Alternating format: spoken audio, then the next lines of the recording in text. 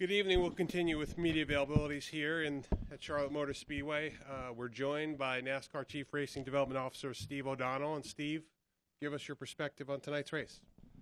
Well, I think I want to start off by just recognizing a few folks because a lot of hard work went into this, particularly from the industry. You know, Marcus Smith's going to talk to you all and applaud his leadership. But I'm up here talking about the race, but I think there's some folks that I think most people know at the R&D Center, but Gene Stefanition, John Probst, Chris Papilia, Scott Miller, and I think the guy who put the most work into this is Eric Jacuzzi. And he's a young guy who's got a lot of talent and took a lot of risks for us and put a lot into this. So proud of what Eric did and really leading the industry to get to where we are tonight. And also would say very appreciative of the entire industry for at least having us try this for a race. So from an eye test, we were certainly pleased with what we saw. I think you'll hear drivers say, you know, directionally there's some things we can look at. We agree. But would certainly say we've got to take time to digest what we saw, look at a lot of the facts, and see where we go from here. Great. So we'll open it right up for questions. Please raise your hand, state your name and affiliation. We'll start with Caleb, and then we'll go to Bob and Dustin. Caleb's in the middle. In the middle, red shirt. Caleb Whistler, KickingTheTires.net. You obviously said that there's some tinkering that needs to be done with this package. What kind of things are you guys looking at?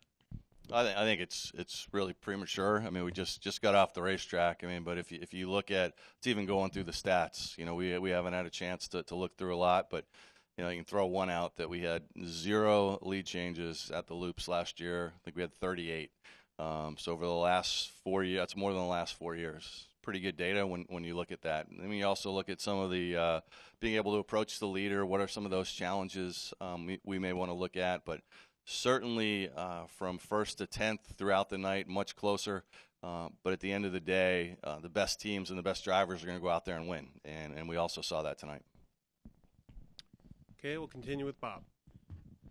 Bob Pockris, ESPN. Steve, where do you go from here, and like what would be the timeline if you wanted to integrate any of these concepts into the 2019 package? Good question. I think one of the things in getting to tonight and talking to the industry was we knew going in that we had a lot of data through what Eric did and a lot of CFD data, but particularly with the OEMs, a lot of things still to work on depending on what you saw on the track. Didn't want to push too much on what we do because we didn't know what we would see on track. So I would say now, you know, directionally, you do like some of the things you see, and now you've got to get together with the industry, debrief like we always do with the race teams, the drivers, certainly listen to the tracks and the fans, and then the OEMs, and talk about how do we continue to look at this and look at it in a smart way, look at it in an efficient way. So can't really put a timetable on it, Bob, other than we know that we've got some meetings set up that were contingent upon what we saw tonight. Those will take place, and then we'll try to put a timeline together to look towards 2019. Over to Dustin. Dustin Long, NBC Sports.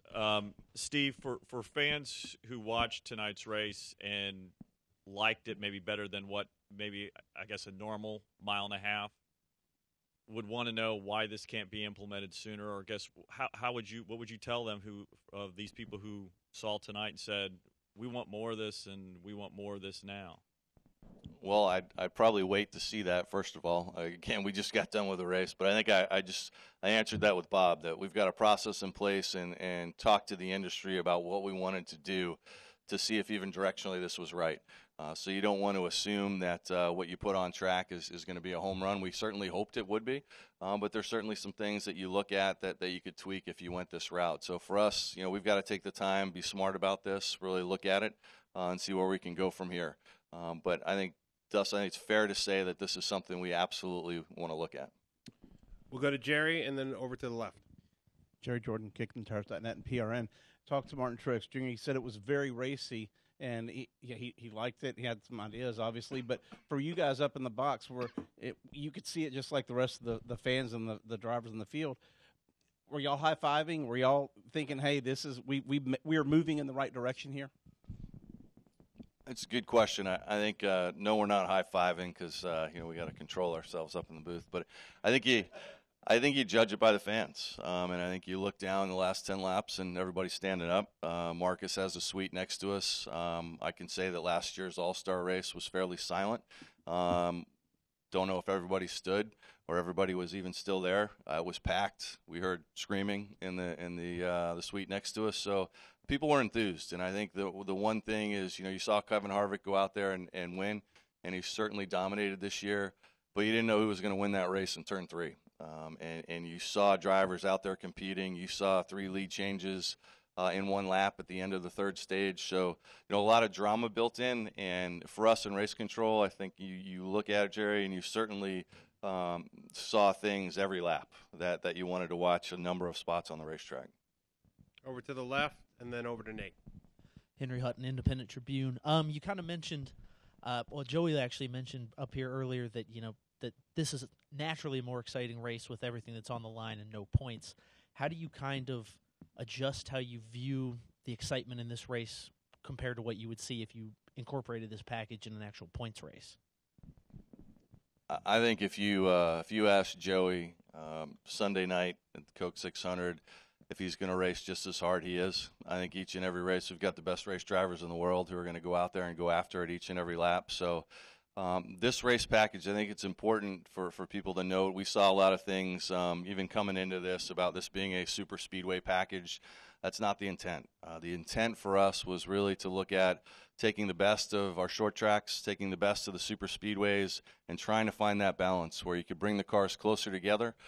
You were not going to see, we didn't expect to see pack racing. We expected the best cars would still win, but we thought they'd be running closer together, and we saw that tonight. And so that was the goal of this, and the goal will be to continue to look at how we can continue to dial that in. Nate, then Jacob. Nate Ryan, NBC Sports. 2 for you, Steve. One, I understand what you're saying about lead changes at the loops, but I think the Harvick led the final 10, and it seemed like once the leader got up front by a few tenths of a second, the leader was harder to catch. Which would that be something you guys are looking to address? Maybe.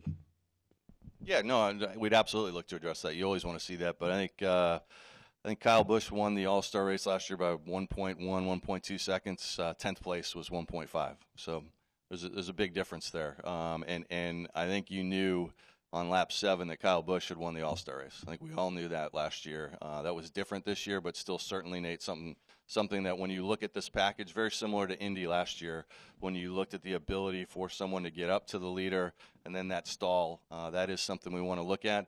And I'd go back also to looking at our guys with Eric and the crew. This was a package really meant for the Indianapolises of the world and Michigans, and we wanted to try this at Charlotte to see what we could learn, and I think that's part of what we would look at for sure. And then just real quick, is it fair to say this package could be used again this season? Is that in play? I would never say never, but our intent, as we've talked coming into this, was to try this here and then really take a deep dive into how do we make this the best package possible for 2019 if we liked what we saw. And again, it's still very early for us. You all watched a race. We just watched a race as well, so we've got to digest a lot of information and see where we go from there. Go Jacob, Don, and then up to the press box. Jacob Seelman, Speed Sport. I think it's fair to say that bringing this to a 1.5-mile track compared to Indianapolis being so flat, that this package would behave differently. Did it behave how you guys anticipated it coming in here, or were there some things that you guys may have been surprised by tonight? Again, still fairly early, but I'd ask Eric, I think in our really quick 5-minute debrief, I think he'd say yes. One of the things that we looked at even prior to coming here was the wheel force data from the car, and Eric went out and looked at that, and it was almost an exact match for us coming in, so we felt like we were on the right track. We felt like we'd see what we saw tonight. And I think the question mark was, can you potentially draft? If you got behind the leader, what would happen? Could somebody really get away? And we saw a mix of that tonight. Right? I think it was stage 2 maybe, or even in the open where a bunch of cars got loose but were able to get back up and close to the front. So a lot of things to look at throughout the field. Could you move from back to front? What could you do when you were out front? And so we'll look at all those, and each track has different characteristics for sure, but I'd applaud the team for getting us here and really seeing, I think, the results that we hoped we would see on track. We'll keep rolling with Don, and then we'll go up to a question in the press box. All right, Don Jeffries from CSPN Media. Mr. O'Donnell, I saw the truck race earlier this year in Vegas. Did that kind of spark some ideas about bringing that pack or closer racing to this track for the All-Star race? I know the package is from the Xfinity Series, but that race was very exciting, one of the best truck races or best NASCAR races of the year. So did that kind of maybe spark a idea in somebody's head that, like, hey, maybe we could bring this make Charlotte a better race this year? That's a great question. I think if you look back to where we were 2013, 2014, we were more of a high downforce package. I had a lot of discussions in the garage area about the racing, what we could do. We chose to go all really low downforce at that point. And that, mixture produced some good racing, but some challenges as well. And when we looked at that, one of the things was the speeds of which the cars were going. If you looked at Charlotte, Atlanta, usually higher speeds make it tougher to pass. There's usually one groove. And so I think the angle that we all looked at, certainly, at least what I hear from our fan base, is I love the trucks. Trucks are great. I don't really hear anybody talk about the speeds of the trucks. They say it's great racing. So that was the goal tonight, too, is to put on a great race, but also be able to showcase the best drivers. And I think it did accomplish that still early. But Kevin Harvick winning for us is by no means a negative. It's the best team right now, and he went out there and proved it. Okay, we'll go up to the press box.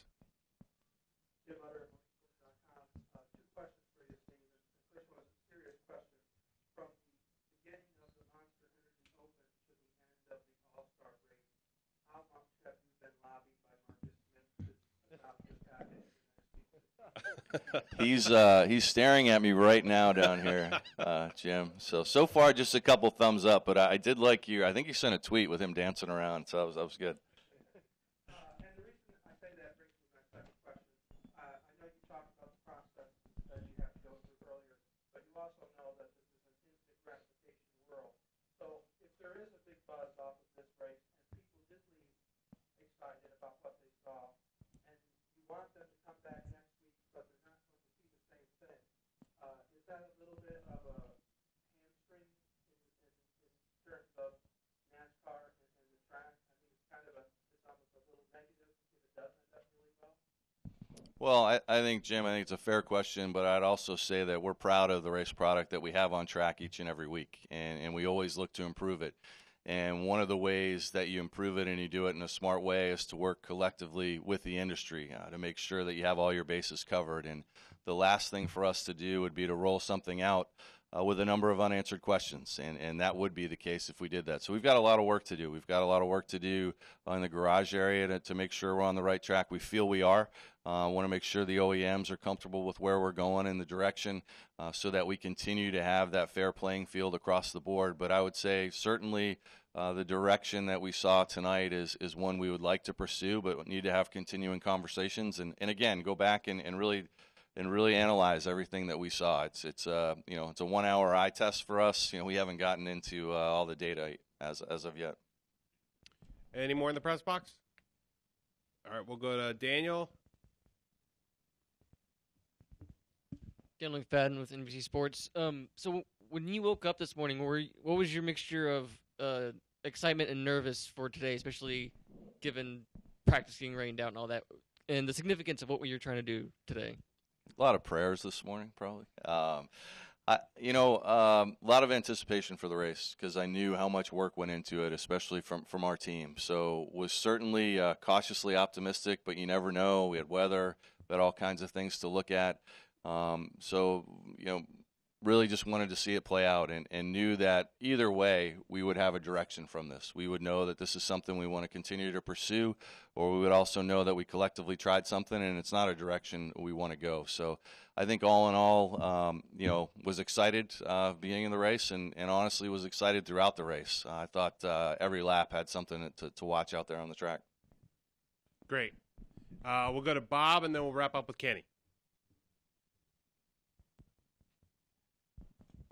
Bob Pockris, ESPN, how many packages do you feel like you can have in the sense of, if you want to go this route, how many races would you want to use it? Or are you looking for something that you feel like you can use on short tracks and intermediate tracks and everything but Daytona and Talladega? It's a great question, Bob, and I think that's one of the things when we analyze this, We did a lot of work over the off season, Bill Erskine, Gene, and crew with the engine builders to look at how can we be more efficient with the engines, and this was not part of that. And so when you look at this race, one of the challenges was, are we going to create an entirely new engine package? And that is not the intent at all. So if we were to pursue this route, that's one of the things we'd want to look at is how do you keep, potentially a restricted engine package and then, just one other and not go to 3 different engine packages. Very similar to the rules at the race cars, what they look like. You want to be as efficient as you can, but also put on the best racing possible. So that's something we've got to look at and make sure that we can limit the number of packages, Bob, but certainly make it so that it's the best racing possible for the race fans. Kenny. Akeem Balaam, Concord Tribune.